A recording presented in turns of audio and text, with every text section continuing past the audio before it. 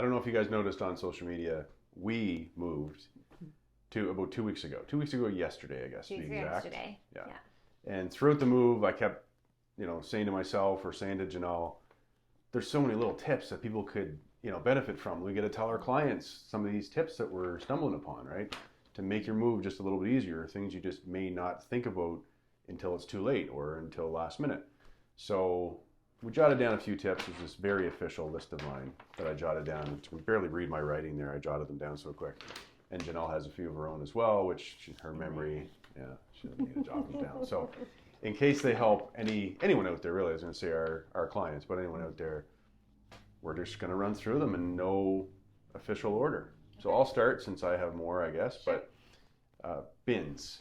Buy bins. Buy those plastic bins. You can find them on sale all the time. It seems like they're always on sale. One will be on sale this week and then not the next week, and so just buy the ones on sale. A tip within a tip, though, we did buy a bunch that didn't have the handles that went up in. Yeah. Remember I dropped one when I was halfway down a staircase. I dropped one because it was very hard to, anyway. And, anyways. Yeah. Didn't break anything, thankfully. We didn't break anything the whole move. We didn't. Yeah, we were lucky. Wow. Bins. We bought like 30 of them. We used them all. So they go quick. If you think you have enough bins, you probably don't. Buy some more. Yeah. Sorry, go ahead. My tip is to start early. If you have the time and you can start early, you should. I felt way more organized. There are definitely rooms in your house or cupboards or closets you don't use often.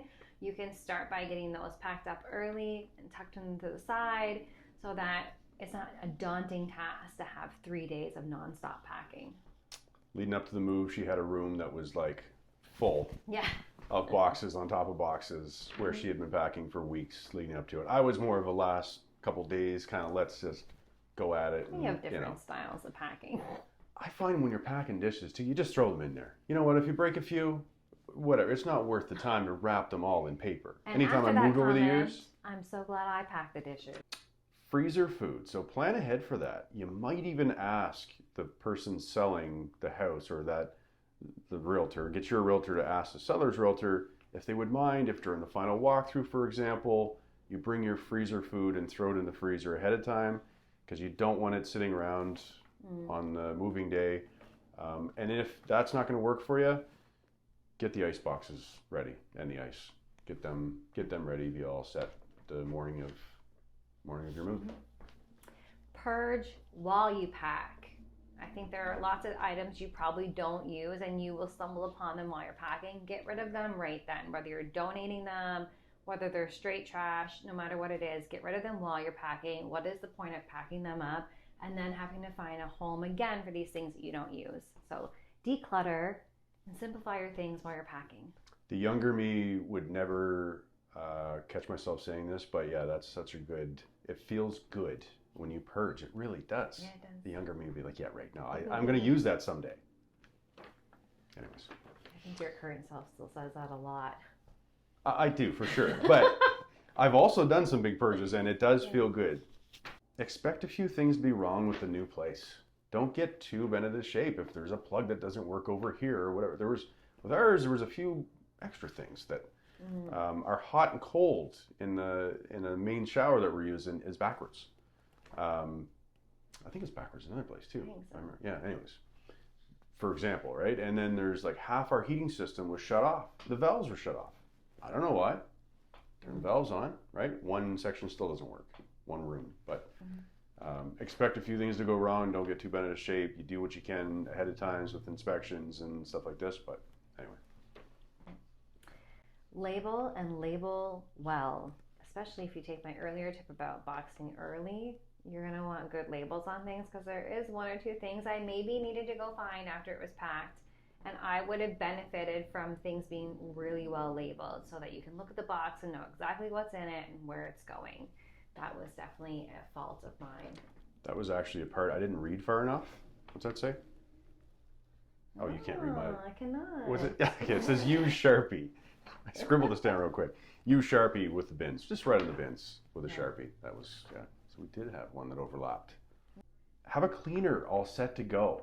So whether you have a cleaner that you have on a regular or you're going to hire one for your move, they're so worth their money, I find, on a regular basis, and especially when you're moving, there's enough to do and enough to think about without having to squeeze in the time to clean your old house, which can take a long time, and also clean the new one, right? So the seller is supposed to have it clean. It's a bit of a gray area in this business.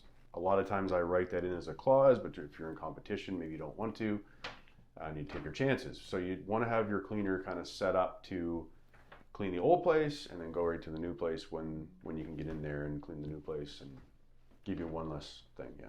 It's something that people don't think about, but yeah, get your cleaner, make sure they're available for the move date. Use your towels and your linens to help pack the breakable stuff. Instead of buying a bunch of paper and all the wrapping and stuff, just use the towels that you already have. They need to be packed as well. Wrap them around your breakables, your decor, that kind of stuff that you want to transport. Just use your linens.